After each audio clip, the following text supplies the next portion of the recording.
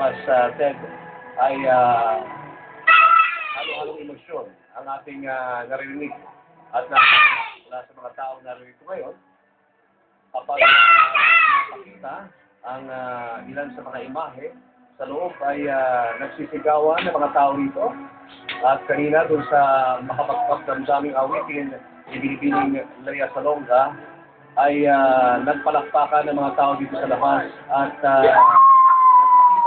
ang mga laban sign sa kanilang ano po yun, Father? Ito sa lahat, pakita mo na, ito yung kauna-unahan ng isang lay person na naiburol at nabigyan ng misa ng pag-ibig dito sa cathedral.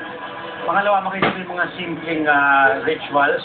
Mabanto yun sa umpisa ng misa, tinanggal ang, saka mahalaga din dyan yung si Father Arevalo. Ano kayo?